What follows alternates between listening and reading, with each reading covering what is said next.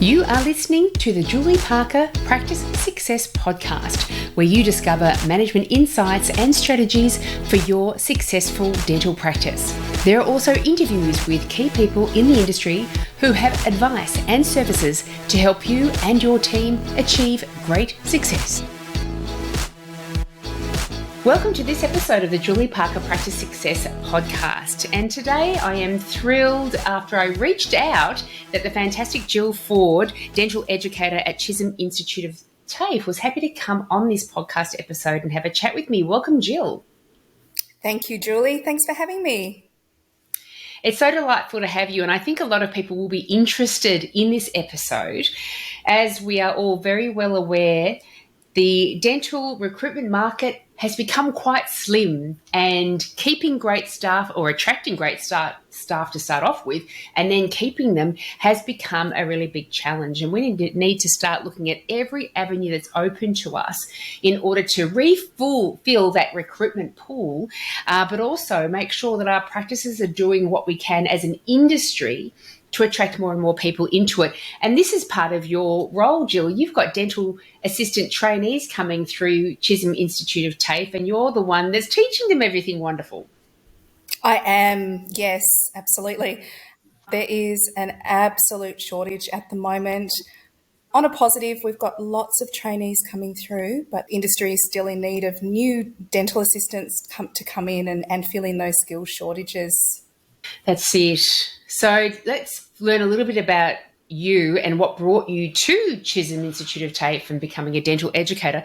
You and I, you didn't realise at the start, but we've had a connection years ago. Back you used to work in a dental practice that my former husband was a dental technician for, and that you guys were his clients. So that was many years ago. It was indeed, yeah. So I started in dental 30 years ago as a trainee. Worked in the same practice for around 13 years on the Mornington Peninsula. And then I went off and moved interstate. I did some temping for a couple of years, which really opened my eyes up to the industry. And then about 10 years ago, I decided to do my training and assessment qualification. Started working for a private RTO just on a casual basis. I had young children, so that fitted in well for me. And then 7 years ago, I started work at Chisholm. It's turned out to be my dream job. I'm very lucky. Love the industry and love the students. So very fortunate to work still in dental, just doing something a little bit different. I love that. And what's been the number of students moving through while you've been at Chisholm? Has that number been increasing? Oh, it's exploded. Yeah, absolutely. I think a lot of it has a bit to do with people not knowing that Chisholm were offering dental assisting. So as our reputation has improved and our numbers have grown, each year we just get more and more trainees through. And probably the way that we deliver the Cert 3 helps us, being able to provide the qualification to students in regional Victoria as well. And are there TAFE colleges in every state that are similar to the way Chisholm approach the students and teach the students? Yeah, a little bit differently. So there's a few in Victoria. We all have different delivery models. Some require you to go actually onto campus. Some are purely online. It does vary. Our model's a little bit different. We have a face-to-face Zoom class on a Tuesday evening. Pre-COVID, we were meeting at our Frankston campus, and we'd have the trainees come in after work, and they were tired. They'd come in from 6 until 9 p.m, and we'd have pizzas delivered, and we'd go through the course content over about an 18-week period, all the theory. When COVID hit, we had to change to hybrid. We went on to Zoom, and it's worked really well for us because we've been able to enrol students from all over Victoria, and they just log in on a Tuesday evening after work. They're in their pajamas, they've got their dog or their cat on their lap, they're having their dinner, they've worked a long day. So if they can get home in time for 6 o'clock, we go through until about 9, and that's their study time for the week. So I'm finding that they're well supported. Look, it's not ideal. There's pros and cons, But being able to offer that delivery to people that, don't live within that radius of Frankston is really wonderful. And does that mean that other people from other states of Australia could actually enrol in the Victorian Chisholm Institute of One, or do you have parameters around that? Look, at the moment, because we do visit the workplace, we are sort of keeping it to just Victoria. I'm the one who's sort of doing a bit of travel, so I'm down southwest Victoria, down Warrnambool Way, and then up to Gippsland, and then up to Echuca. So at the moment, it is just Victorian based for Chisholm. And when you're visiting the workplaces, so let's get into the nuts and bolts of the curriculum a little bit. So to enter in as a student of Chisholm Institute of TAFE, and it's the Certificate 3 in Dental Assisting, is that the right terminology? Correct, yes.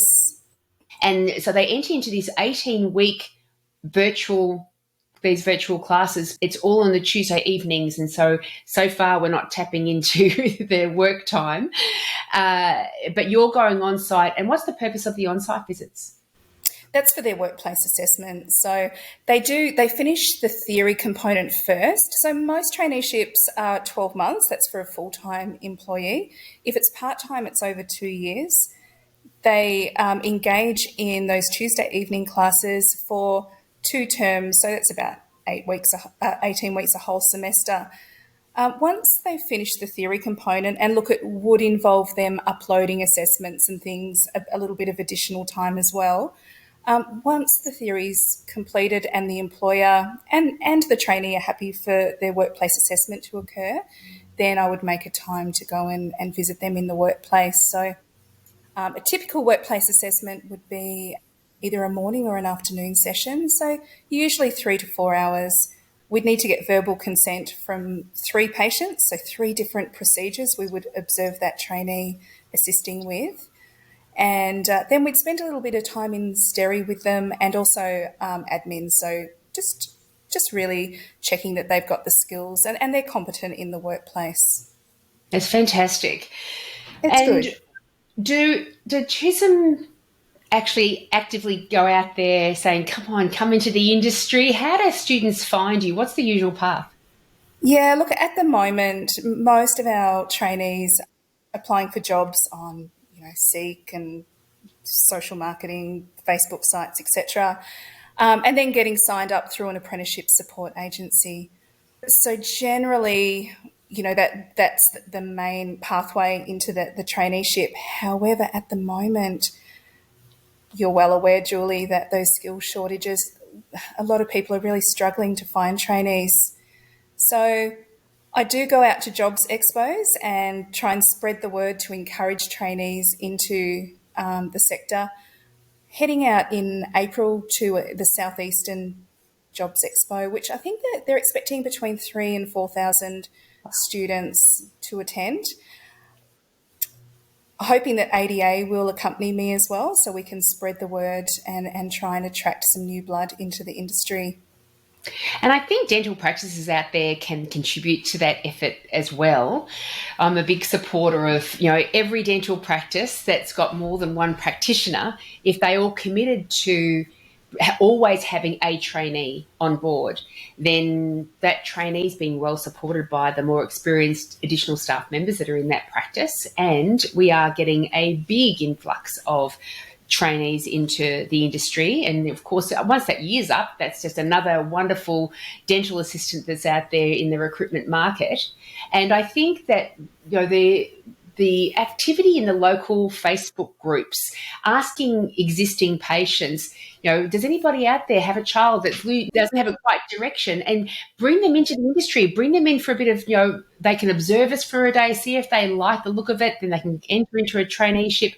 One of our best staff members, that the dental practice that I've been associated with, she came in to have her wisdom teeth removed, and as an 18-year-old, and we said to her, what are you going to do? And she's like, oh, I'm just working at Kmart at the moment, not sure. And we're like, well, would you like to apply? We've got a trainee position. And that was probably 10 years ago now. So, and she's still, she's had a baby, but she's come back. So that's one of those stories, even might be a little bit tacky, but put a note up in your waiting room saying, we're looking to recruit.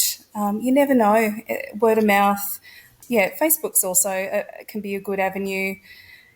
Lots of practices I'm talking to at the moment, they're having the negative that they're advertising for stuff and people aren't showing up for the interviews. If they do show up, they're unsuitable.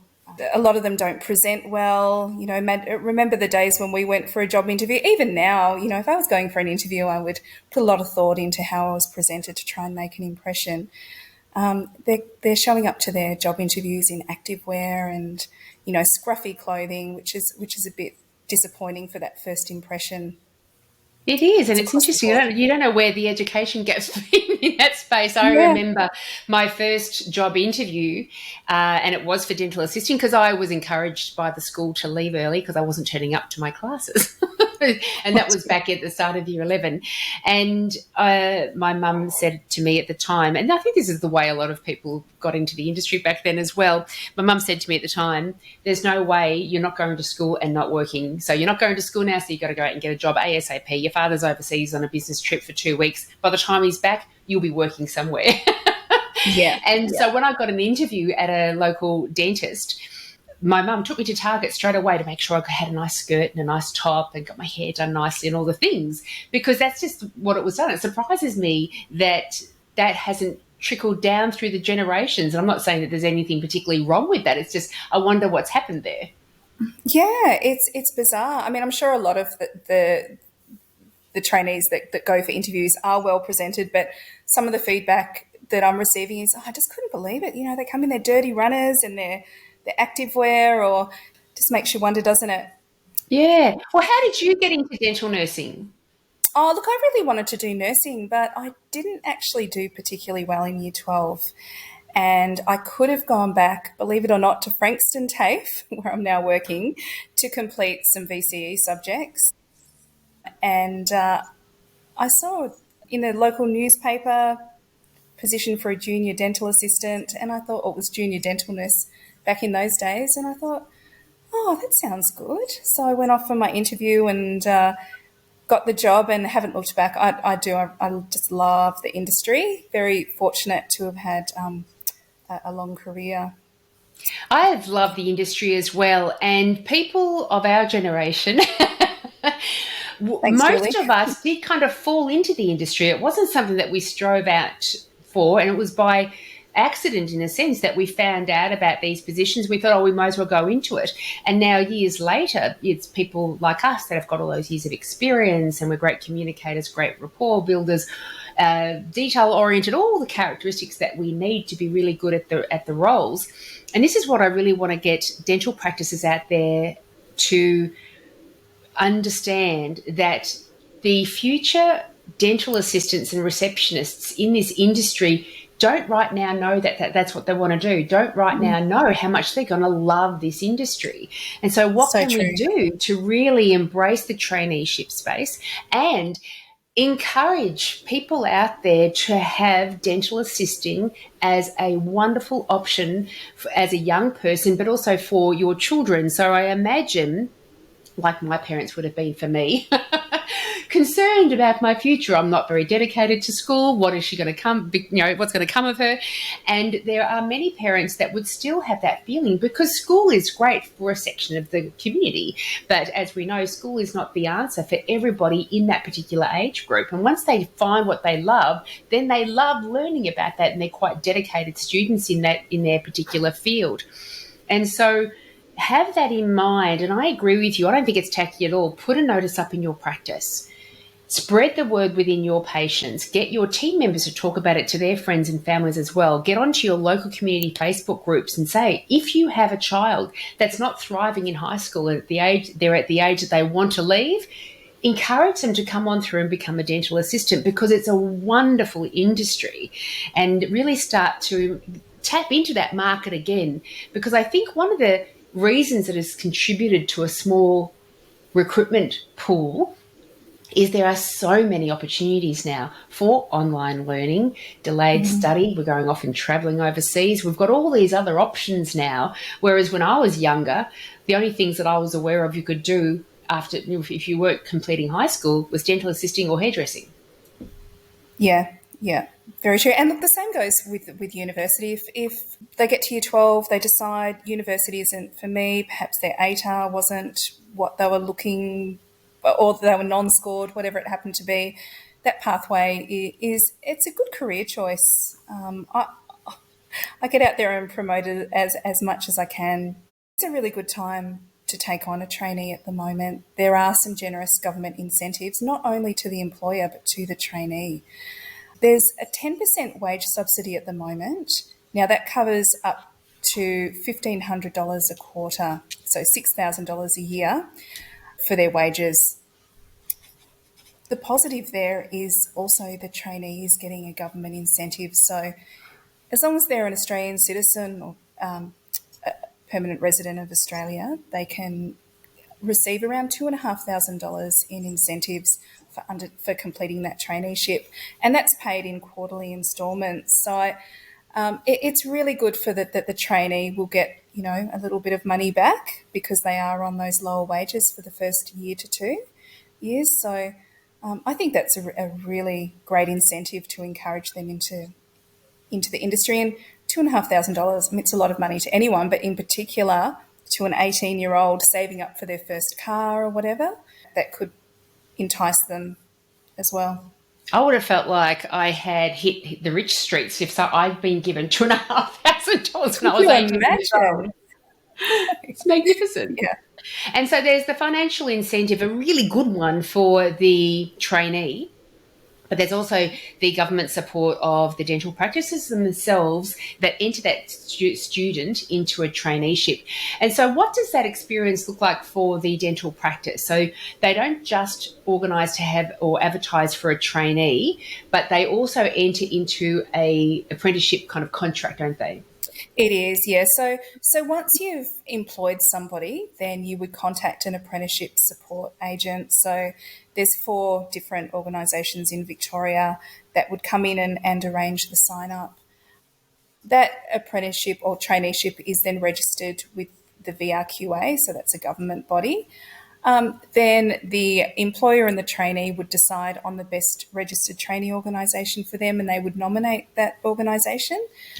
And then the enrolment could take place after that. So It's lovely. And by the time that person has moved through their traineeship that year, what is their level generally of contribution to the dental practice? They're really able to be left on their own without it's any further governance. independent. They're amazing. They're superstars. I just love when that first couple of months that I interact with them, and they're like, "Oh, there's so much to learn. It's so overwhelming."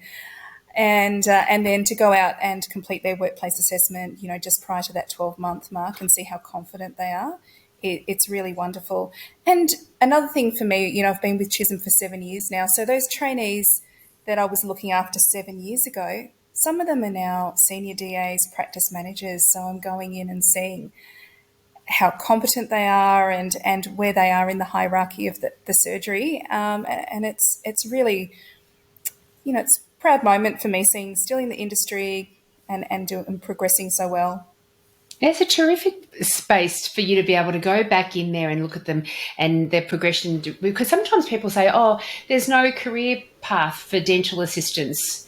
But I think there is a career path. There's a very clear one. I know that, dental assistant to senior DA to clinical coordinator, receptionist, front desk coordinator, front desk or patient facilitator and coordinator, practice manager. And for me, I ended up owning my own dental practice. And you've gone Yeah. into training dental assistants. I think there's a wonderful career path there. Definitely, and those Cert 4 options as well are another pathway. I was in a practice a few weeks ago now, a regional practice, and it was like a reunion for me because there was 7 girls there, and they'd all been trainees at one point. So one came in just to see me. She had her baby. It was just lovely, and that employer is wonderful. He's managed to retain all of those staff. So to go in and see the progression, the girls that were once trainees are now training the current trainees. That's just so golden. How tremendous. That's really wonderful. And I think it's worthwhile having people at their varying stages, the trainee who, has got a lot of uncertainty about the overwhelm of the amount of stuff to learn, and but they're progressively going through that journey. But then once they've kind of graduated, and once they have been others that have been in the industry for a long time, start telling your story on video and sharing those in the Facebook community groups. Maybe have it as a page on your website as a dental practice that, do you want to enter into the industry? Here is our dental nurses' stories to help inspire and motivate and show people what a wonderful industry it is. Absolutely. Actually, Laura, one of my colleagues, and I have just finished filming a little promo video in our sim lab at Chisholm for it's a government supported initiative. It's called Vic Vice, and they make up little videos to send out to the schools.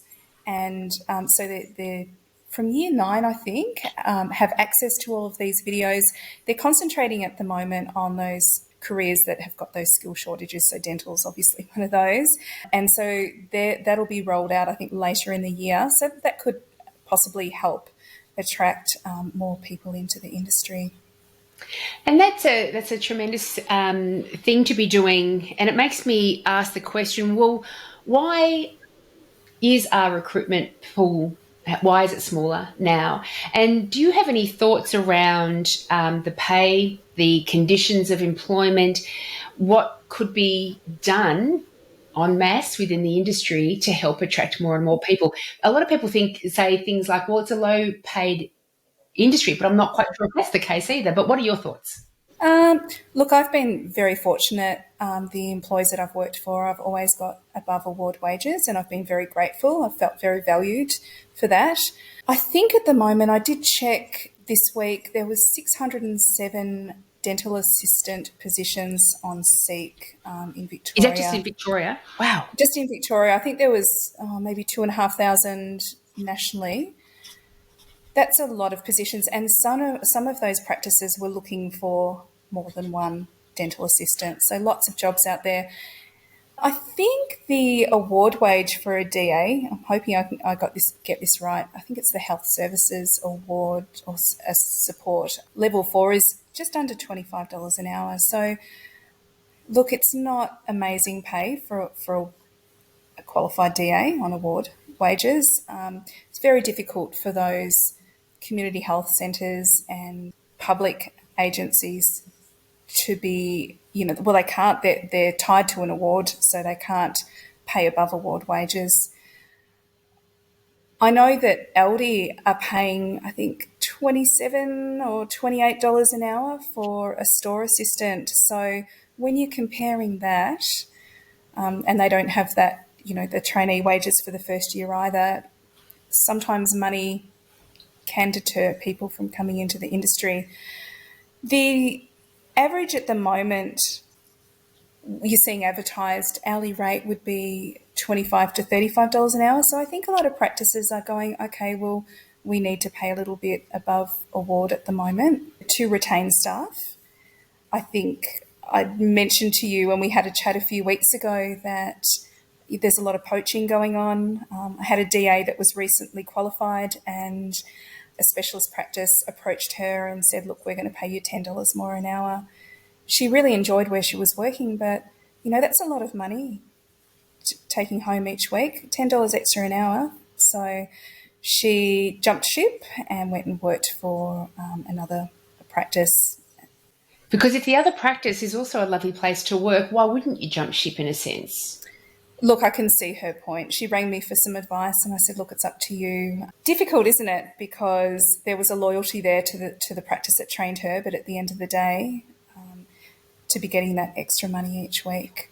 And I agree with all the studies that say money's not everything, but it's still up there. People, and look at the conditions that we're living in at the moment. Petrol is way so expensive. Every time I go to the supermarket, I seem to be coming out with over $100 worth of stuff, which I think to myself, gosh, I think surely that used to cost me $60 to $70. And so the cost of living has absolutely grown. And as I say, we've got to get a number of things right to try to keep great team members, and money has to be one of them. I think so. I think so. And because it's so easy at the moment. I mean, when we were interviewing for positions in the practice that I'm associated with, 10 years ago, we would get maybe 20 applicants, 10 would be amazing. We might interview 6 of them and have to make the decision of, oh, she was great and she was great. But at the moment, nothing. You're not even getting good applicants. It's really challenging. I agree, and I've heard stories of people arranging half a dozen in-person interviews and no one turns up. Yeah, it's across the board. And look, I have dentists and practice managers call me every day saying, Jill, do you know of anyone?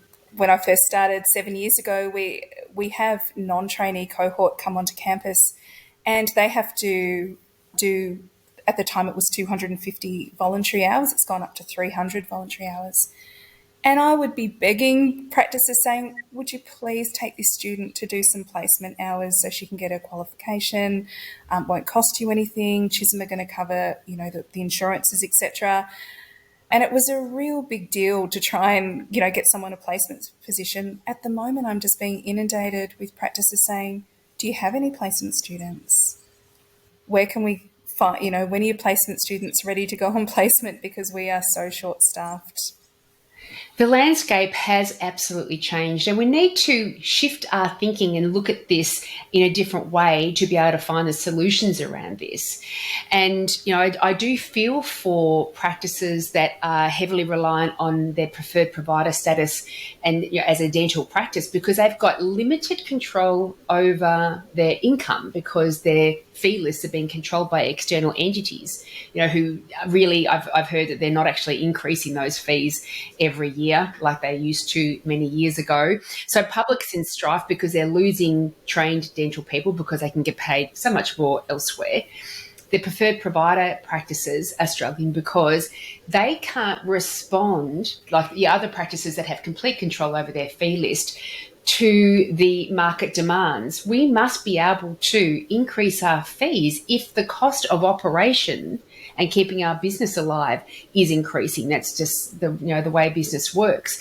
And I think we are entering into a space where the dental auxiliaries will be demanding and getting higher wages, and the minimum award wage for dental assisting isn't going to be as responsive quickly enough to be able to reflect what the industry is requiring. And so we need to really look at that. And I've always looked at the award wage for a dental team member.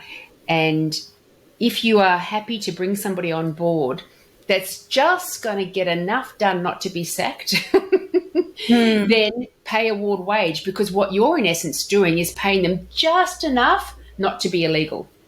And so we've got to start recognising the years of experience, the additional training that they're getting, whether it be some communications training or online courses that they're doing, the age that they're at, so their maturity that they're bringing to the role, their level of professionalism, all of these other characteristics that we want to embrace, in new team members coming on board.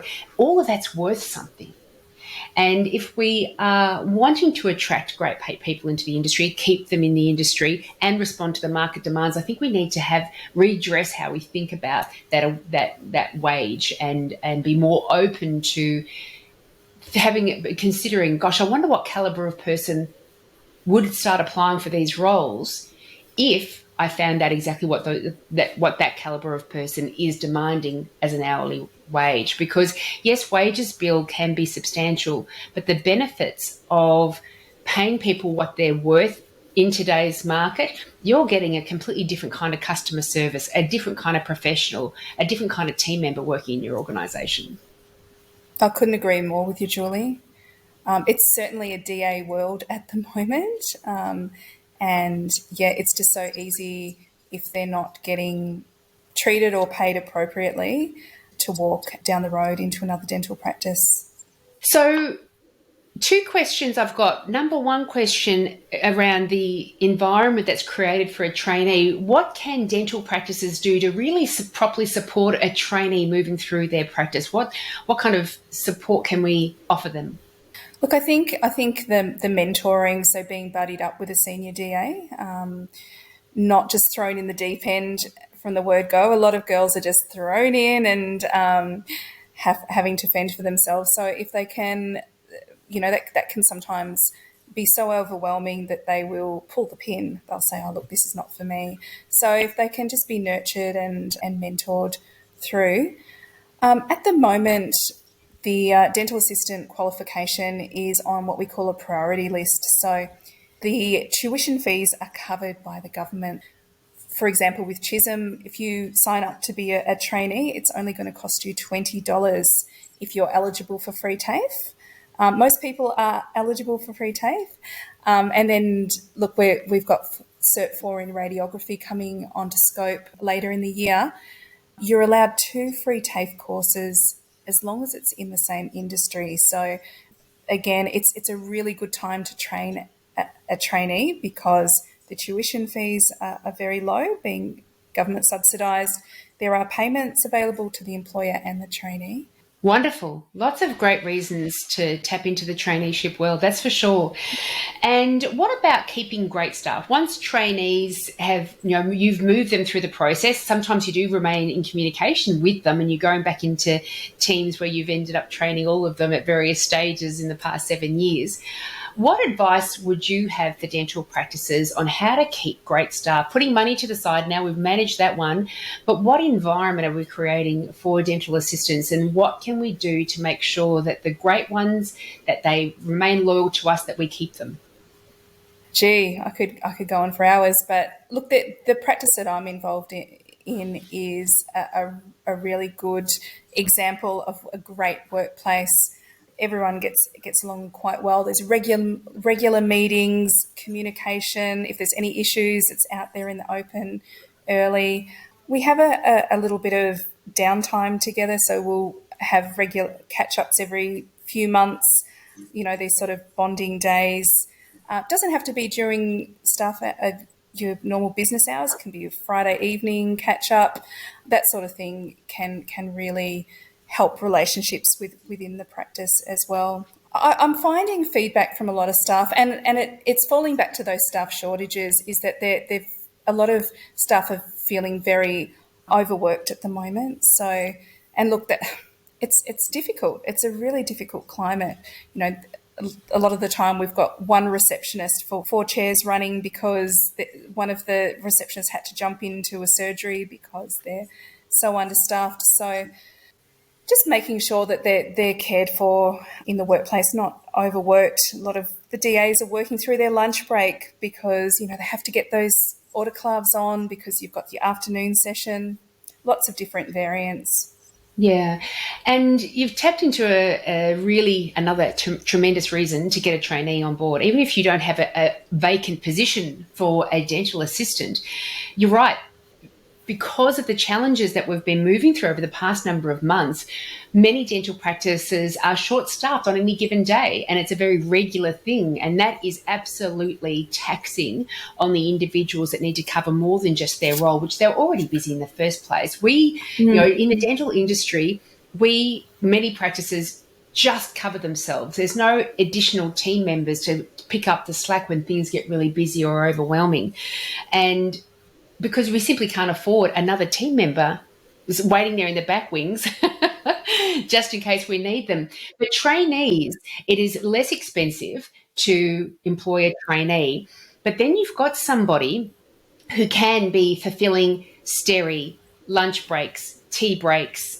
When you're a man down, they can be trained into the basics on answering the phone at reception, making appointment times, helping to enter in clinical notes. There's so many things that this additional team Absolutely, member could covering do. leave. Yeah, covering leave and covering another team member that's got to do the ordering, those sort of things. Absolutely. It's an economical way of training staff for the future, really is. It is an important question to ask: what is the environment that we are providing for our workers? And one of the best things you can do, of course, is ask the people that are working there what's great about working here and what could do with some improvement, and have it as a group effort to make sure that we are creating an environment that people want to stick around for, because we can have these thoughts in our brains and be very limited in our perspective, but when we broaden that perspective out and get everyone else's opinions, I think it's a worthwhile thing. And recently I put a post up into the Dental Business Mastery for Practice Managers group on Facebook, that because I am in the middle of writing a article for Australasian Dental Practice magazine on job satisfaction, and four of the ideas that I thought were good, and I'll share some of the feedback from other members of the group as well, a group that's open to everybody, by the way, so do jump on board with that. The link will be in the show notes. Is people like to work with a happy team, and so team dysfunction can sometimes be a reason why people leave very good jobs, and there is that element that usually the bad people hang around and good people jump ship when there is a bit of dysfunction in the team. Have you found that in your experience over the years? I have, and look, it just needs to be resolved as quickly as possible, in my opinion. It does happen from time to time. You can't expect, workplaces to be happy all the time. There are little issues, but if it's nipped in the bud early and dealt with before you get to the stage of somebody resigning or walking out. Yeah, I think that we need, as team members, we need to see that the leadership does something about those important issues. It may not fix it instantly, but we need action straight away, don't we? Yeah, and look, the staff need to know that they can come and confide in practice manager or principal dentist as well if there are issues at work. Another point that I thought was opportunities for growth. I know that people like yourself, Jill, me, there's so many other people in the industry as well that have moved through the different roles within a dental practice. We enjoy learning more. We want to get better at different aspects of the roles within the dental practice. Oh, definitely. And look, at the moment there are opportunities out there, and I mentioned earlier, free TAFE certainly in Victoria is going to help with people wanting to maybe complete Cert 4. Or if you haven't got your Cert 3, now's the time to get it. Speak to your employer and get signed up so you can get that qualification under your belt. It does make a difference for the dental practice that their trainees don't need to take chunks of time off work, weeks at a time, to attend the classes that they are of a Tuesday evening. Yeah, absolutely. It does mean it's a long day for a lot of our trainees if they're starting work at 8 or 9 in the morning, then having to log back on between 6 and 9. But look, it's only 18 weeks. I think it's a small sacrifice. It's not eating into work time as such. We do offer, part of the dental assisting qualification involves them completing first aid, and we do offer that on a Saturday where they can come into Frankston and complete that. So that's sort of not too disruptive to their working week as well. You're certainly doing everything possible to make it a very good option, keep removing all the barriers for both trainees and for the dental practices themselves. Yeah, look, it's proved to be really successful, and the feedback I'm getting is people are, particularly the employers, are enjoying the way that we deliver. They're not having to bring in temp staff or get staff in to cover any time lost during business hours. Many of them will let their trainees leave a little bit earlier on a Tuesday so they can get home and relax before logging on. But as I said, it's only a one semester commitment, so those 18 weeks go quite quickly. Nice, nice. Another one that we've already touched on is compensation and wage. That goes in towards job satisfaction, but also flexible working conditions. This has been something over the past short number of years that I've seen far more relevant for team members as well, that they want to be able to have that kind of flexibility. And certainly you've probably been exposed to this as well, that when we are offering positions out there, there are a lot of team members that need to leave by a certain time to make sure they can have their, pick up their children from childcare, and they want to be able to incorporate a little bit more, or reduce the stress down of managing parenthood and the working life as well. Yeah, look, it is difficult to offer flexibility when you work in a dental practice because you sort of you need to be there. What I loved about my employer, long term employer, was an example was it was I think my little girl was in kinder, and it was the Mother's Day afternoon tea, and I was rostered on to work that day. And I didn't say anything to him. I thought, I'll just miss it. And I actually sent my mum instead. And I was having my lunch break and chatting away, and I said, oh, it's Chloe's Mother's Day afternoon tea at kinder. And I lived about 15 minutes away from the practice, and he's like, right, you get in the car. Why didn't you tell me these moments are really important? I want you to go. We'll manage. One of the girls will jump out of steri and jump on the desk. So things like that. When you've got employers that are very considerate to, especially being a mum, can really make it a lot easier. And that means a lot. Gosh, that may really move me. That was his response. That's a really delightful response, and I think possibly a rare response. But I think parents understand. I'm not a parent myself, and so I always had to, and I often used to refer to my younger sister. This is what a team member wants. In terms of flexibility, is that a reasonable thing or not? And my sister would turn around and say, "Oh my God, what else do you expect her to do? No one else is going to be there for the children." And so I think if we can really address that side of things, it's enormously appreciated by the employee. And these are the sort of things that generates that kind of loyalty. Yeah, I think so. Even little things like, a Friday afternoon and maybe one of the dentists has left early for the day, to rotate it and say, oh, look, why don't you leave a few hours early today? Just little things like that can make you feel really appreciated.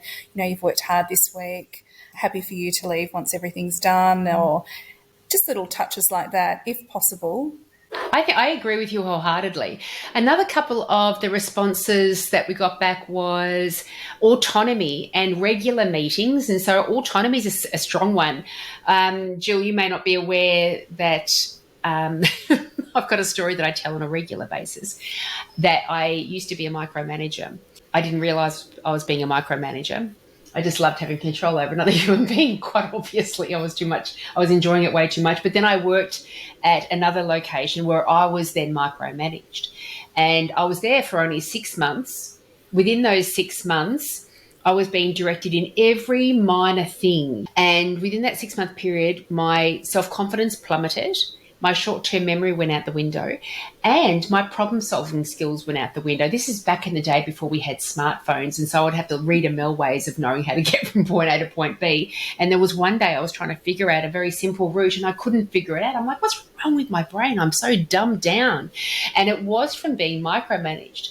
And this other practice where I was the micromanager to this beautiful girl, Meg, she's been on the podcast. We've spoken about our journey together. Has she forgiven you? She has. She was instrumental in my reformation around being a micromanager. And my old boss used to say as a joke, ring me every month, oh, do you want to come back working? And I go, no, no, no. And this one day, when I realised what was happening in my own world, I said, yeah, I would love to come back. And she said, great, let's organise it. We got off the phone. She rings me back 5 minutes later and she said, we have a problem. And I said, I know what the problem is. Meg doesn't want me back, does she? and my boss said, yeah, that's right. She doesn't want you back. And I said, I've just been treated the way I used to treat Meg, and I wouldn't want me back either. Can you ask Meg whether she would be open to having a coffee together? And she was, because she's a beautiful human being. So we went and had coffee together. I told her my story. I said, now tell me what my impact on you was. And she told me. And I said, if you allow me to come back into the team, I promise you I will reform and I will not be that person anymore. Would you mind helping me on that? And again, because she's a glorious person, she did help me. And we had this little code for when I was being over controlling, because one of the things I used to say to her was, when we make a dental appointment time for a recall and we put RC in the description in the appointment time, I put capital R, capital C, and you put lowercase r and lowercase c. I reckon if we all just did capitals, that'd be great. And so our little code was, when I was being over controlling, she would say to me, do you want that in capitals? And that would be Love and it. I promised, I assured her, every time you say that, I will apologize, retreat, smile, and thank you for the contribution you've made to my growth. And indeed, we did. That's exactly how we did it. And so, we're lifelong friends, and she's helped me enormously. And it's that autonomy, that experience really taught me how important autonomy is. And so I'm pleased somebody in that Facebook group did say autonomy, because I think dentistry is a space where it's easy to try to have everyone do everything just our way, in our own timing, without letting that person have the autonomy and direct their own day. Yeah, absolutely. Sometimes you've got to put the trust in the employer for them to do their job. A couple of other ones, I know that we're wrapping up very soon, is regular meetings. This is one that I've certainly heard from a number of students through the dental practice management program that they desperately want. People love to meet up every month and have that opportunity, that forum to discuss the operations of the team, the management of patients, the systems that they've got in the practice. Definitely, that works really well for practices. And I know, again, giving an example of my workplace, once a month the boss would get fish and chips for lunch. Friday, we'd sit down, camp out, and in if it was a nice day outside or in the waiting room, have our lunch, lock the door, and just nut out any issues, any improvements, brainstorming. I think it's something that you should do at least monthly as a practice, in my opinion. Yeah, I'm a big supporter of that one as well. Another one was feeling heard, ability to have a voice, being valued and shown you're appreciated. I mean, appreciation is Oh, huge, and you spoke yeah. about that earlier.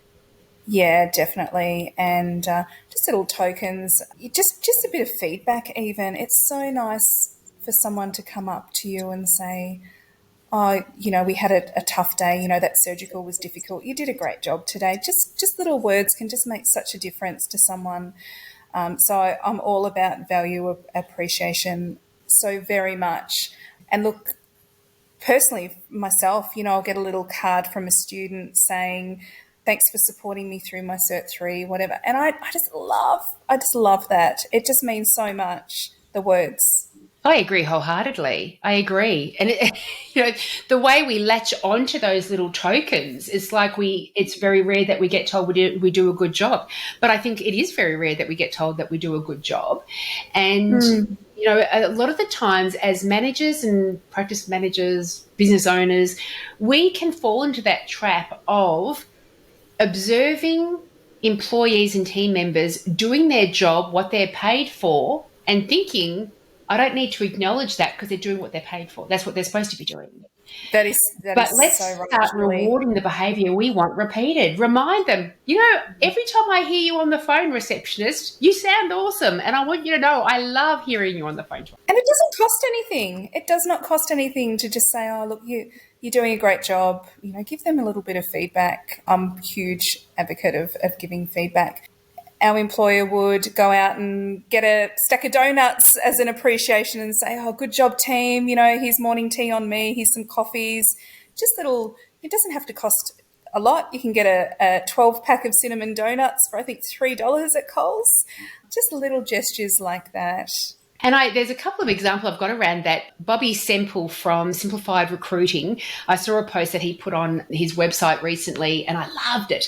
And he had come across a boss that always found out what's your favourite chocolate or what's your favourite treat or what's your favourite hobby or what have you. And just little things, no low cost things like you're talking about. And next time that person kind of stepped outside the box and did something really great, they would get that as a gift. So for Bobby, it was dark chocolate. And his boss would just say to him, thanks so much for your efforts yesterday. It was a really busy day and you really shone. Thank you. Here's a block of dark chocolate. And because it was, he remembered what it was, how I treat myself, or remembered it was dark chocolate. Another person got movie tickets because they loved going to the movies. Another person got a book voucher because they're a real bookworm. And also Catherine, a practice manager at a practice on the Mornington Peninsula, that practice get a cake for every team member when it's their birthday, even if they're not working that day. It's always the following day. But she makes a note of their favourite cake. And so they get their favourite cake for the birthday. So those sort of thoughtful things, they, as you say, they don't cost a lot, but they are highly impactful. And they make you feel valued, and it helps to retain staff as well. Just little gestures like that. Yeah, and take photos of these things and put them on your Facebook page for your practice, because it's interesting. Definitely. You know, we're talking about recruitment and trying to get the right people in your practice. When I've moved through the recruitment process with practices over the last number of months, it's interesting how many applicants said, I knew this place was going to be good for me because I saw the way you all interact on Facebook. And I just, funny you should say that. I just clicked on, when I was looking at Seek the other day, I saw a practice I look after, clicked on them, and here's all the staff there with their arms up, all happy in the job advert. So that gives the person looking, going, oh, they look like a fun team.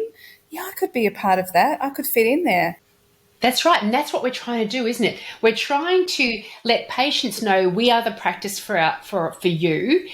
This is what it feels like to be a patient here. But we want to do the same for team members too. When we're putting a job ad out there, we are advertising our practice to people we want to come in and work. So don't just say this is your list of responsibilities, but this is what it's going to feel like being part of this team. Yeah, you need to sell. And I spoke to a practice manager, a practice owner last week, and she said to me, "How can I make my ad stand out a bit?" Because she's in an area where there's a lot of dental practices, and a lot of dental practice trying to recruit staff. So they work a 4-day week. They work long hours, but they have Fridays off. I Beautiful. said, "Oh, gee, that could be very, very enticing for somebody who would be happy to work those bit longer days and then have a 3-day weekend." Love that. 3-day weekends. Oh, Wouldn't so that be glorious. nice? Because it's like a double win. You're not only, instead of working 5 days, you're only working 4 days. And instead of having 2 days off, you have 3 days off. It's like a double win. Exactly. And 4 trips to work instead of 5. There's It's a winner. It's a winner. So if there are dental practices out there that think, yes, I'm in Victoria, yes, I want to jump onto getting some trainees coming through, what's their best first step? So they would need to engage an apprenticeship support agent. MEGT, Serena Russo, we've got Becky, Australian Apprenticeships. Those organisations, they would need to reach out to and have a chat to them. They'd need to find a registered trainee organisation that's going to fit the needs of their trainee. So there's a few different options out there. At the moment, look, my advice would be to stick with a government, a TAFE, because we are offering free TAFE for those priority courses, and dental assisting fits under that. And then the traineeships around the 12-month mark for full-time I mentioned earlier. So get them, I usually say, look, give it 3 months, let them finish their probation, and then get them to start the course. We can get the ball rolling with the enrolment process. So I also wanted to mention the school-based trainee option. So a few practices are getting on board, which is brilliant. It involves students in either year 11 or 12 undertaking a part-time dental assisting traineeship. Most of them are starting in year 11. They're going to their secondary school 3 to 4 days a week. They're coming into a dental surgery 1 to 2 days a week. And then they're attending the Tuesday evening class with me. So it's a really great model. And what it means is, although they're only in the practice 1 day a week, you're training them, mentoring them for that 2 years. And then the hope is at the end of that, when they finish their VCE, they can come on board with you full time or part time and be fully qualified. So it's a great pathway at the moment, and that's what we're going out to the schools, and we're trying to promote that, because you can finish your VCE and be scored by doing your VCAL, so doing the school-based traineeship. Again, it's only $20 for them to enrol in, and they will get paid. It's a nominal fee. It's not very much, because most of them are only 16, 17 years of age. It's not costing the practice a lot of money to employ them. It's an extra set of hands. Yeah, so that's a really great initiative, one that we're really excited about. I love the effort that people are going to. When I reflect back over my later high school years where I really wasn't all that interested, it wasn't just me. There was a whole bunch of us. Not everyone is responding beautifully to the high school and then later on university process. And so I love the fact that there are so many options out there and so many ways to get people into an industry where it may not have ever occurred to them before. Definitely. And for them to have that qualification at the end of year 12 and be able to go in and start working as a qualified dental assistant, as soon as they finish school, they're earning reasonable money. They've had that 2 years experience at, maybe 2 days a week. A lot of them will work Wednesdays, their workplace training day, where they can go in and spend that day in the workplace. A lot of them will do a Saturday as well, or a Saturday morning. So I know a lot of practices do struggle to get staff on a Saturday, but it's a perfect job for somebody still at school to earn that money. And their trainee wages, it could even be comparable to, or maybe a little bit less than the likes of Macca's or Woolworths for a 15, 16-year-old. Wonderful. And then you're setting yourself up in a couple of years' time to have a full-time employee come on board who's already trained, knows what you're doing, been part of your team. Yeah, and look, I've seen that happen with the school-based trainees that have come through, still working in practices, qualified and very happy. Glorious. Oh, I love it. I love it.